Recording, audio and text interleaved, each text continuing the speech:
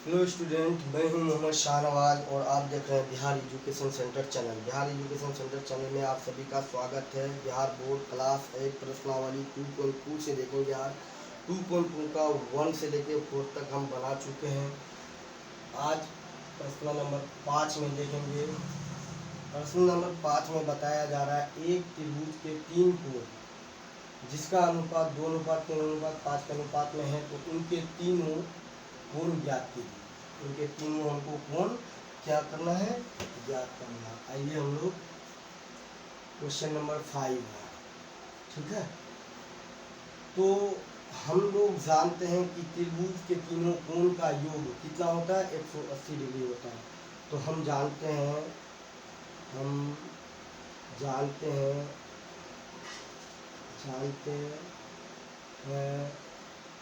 जानते हैं कि त्रिभुज के तीनों कोण का योग बराबर 180 डिग्री होता है ना। त्रिभुज के तीनों कोण का योग 180 डिग्री है। तो त्रिभुज का पहला कोण, त्रिभुज का पहला कोण बराबर 2x है, यानी कि 2:3:5 अनुपात है। तो त्रिभुज का दूसरा कोण बराबर 3x।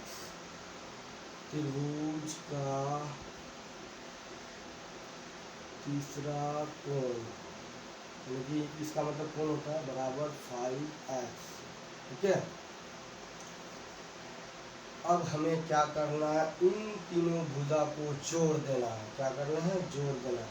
तो 2x + 3x + 5x = 180।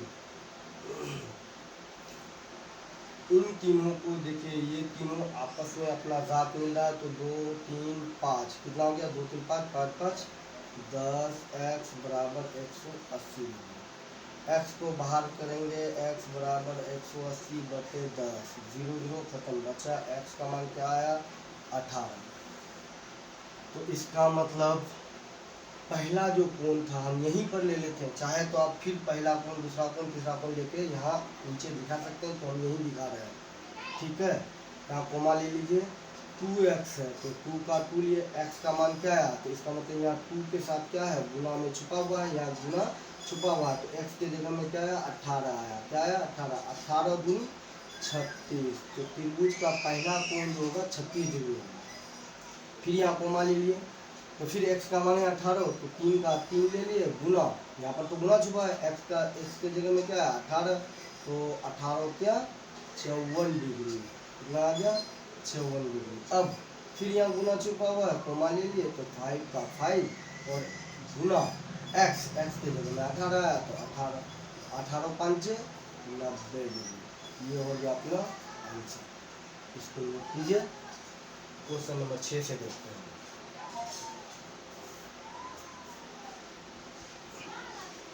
Question number 5 में 5 तो बना लिए। क्वेश्चन नंबर 6, बिल्लू के पास 1 रुपये, 2 रुपये एवं 5 रुपये के कुल 160 सिक्के हैं, जिनका कुल मूल्य 300 रुपये है।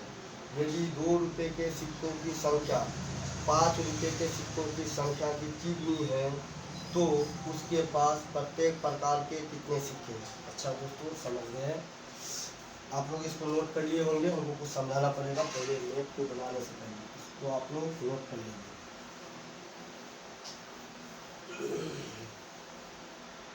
सबसे पहले बिल्लू के पास क्या है, 1 रुपये के सिक्के, 1 रुपये, 2 रुपये और 5 रुपये के सिक्के हैं, ठीक।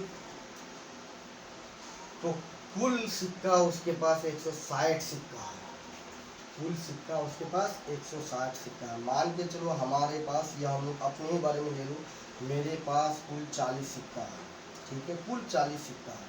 उसमें हो सकता है कि 5 1 रुपये का सिक्का है, उसमें 20 हो सकता है कि 2 रुपये का सिक्का है, 5 रुपये का कुछ और सिक्का हो सकता है। इसी प्रकार बिल्लू के पास 1 रुपये, 2 रुपये और 5 रुपये के कुल 160 सिक्के हैं, लेकिन उसमें कुछ कंडीशन जो ये बताया जा रहा है इसको समझने की ज़रूरत है। यहाँ यदि 2 रुपये के सिक्कों की संख्या 5 रुपये के सिक्कों की संख्या की द्विगुनी हो तो उसके पास प्रत्येक प्रकार के कितने सिक्के हैं।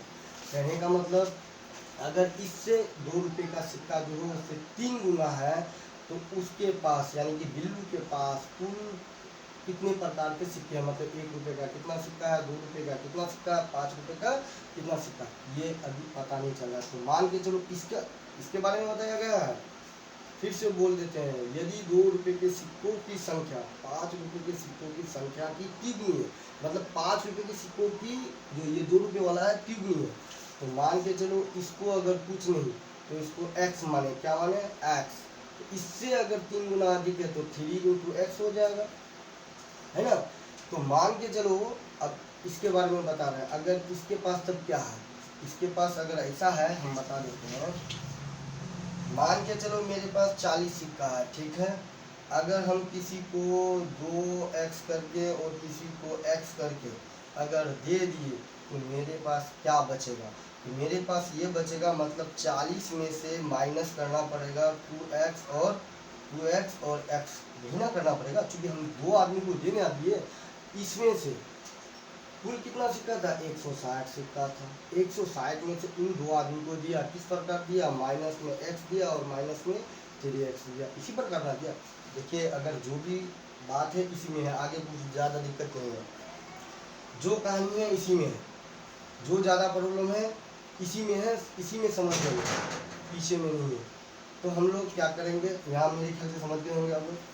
देख लीजिए, अगर 5 रुपये के सिक्के हम लोग ऐसे भी बना सकते हैं, माना कि 5 रुपये के सिक्कों की संख्या x, इस प्रकार से भी बना सकते हैं।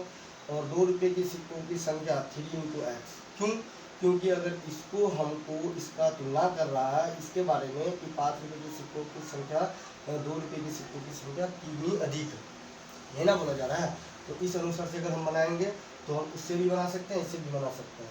आइए हम लोग बनाते हैं। पहले 1 रुपये से लेते हैं, 1 रुपये की सिक्कों की संख्या, ठीक है। तो इसको सोल्व कर लेते हैं पहले, और माइनस माइनस प्लस लेकिन चिन्ह रहेगा माइनस का, तो 160 माइनस 3x और x क्या हो जाएगा, 4x बन जाएगा, है ना।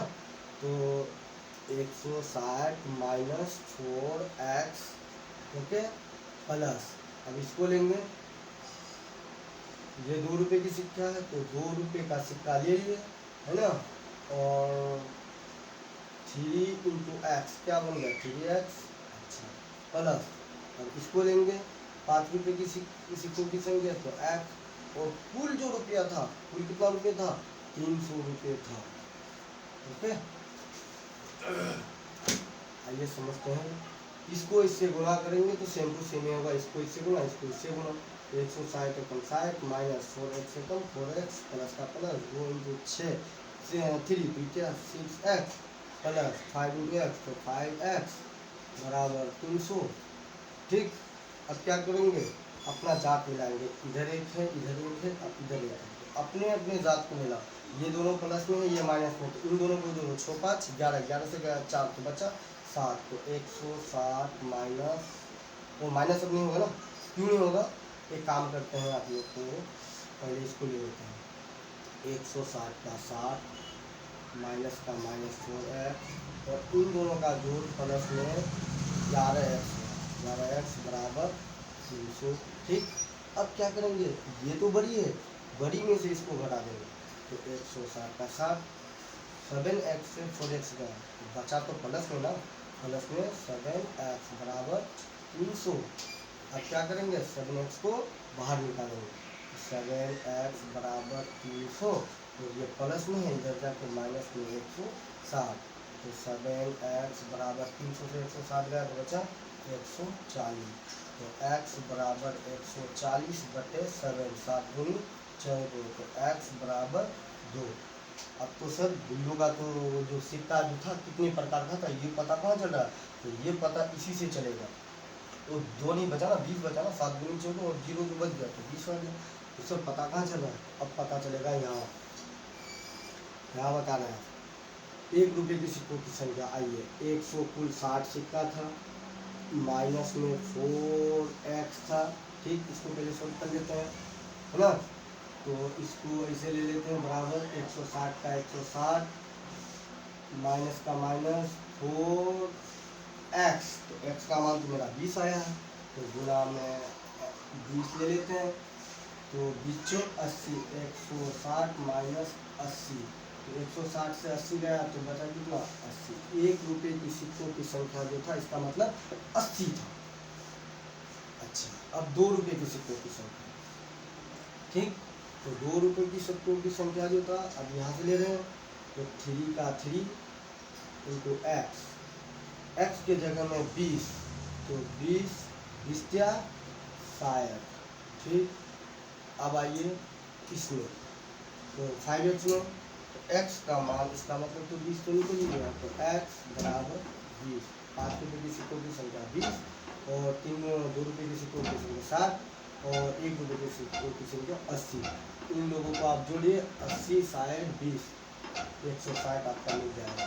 ठीक है दोस्तों, आप लोग को हम कुछ एक हिसाब देना चाहते हैं, ये आप लोग समझिए। हम ऐसे एक मौखिक हिसाब दे रहे हैं आप लोगों को। एक मौखिक हिसाब ये है, आप लोग इसे हमें कमेंट में बताइएगा, जो मेरा पूरा वीडियो को देखेगा और इसको कमेंट में बताइएगा। ये हम ऐसे मौखिक दे रहे हैं, कमेंट में हमको इसका आंसर चाहिए। 50 सिक्कों में, सॉरी 50 नोट, कागज के नोट होना चाहिए। 50 नोट में 100 रुपये होना चाहिए।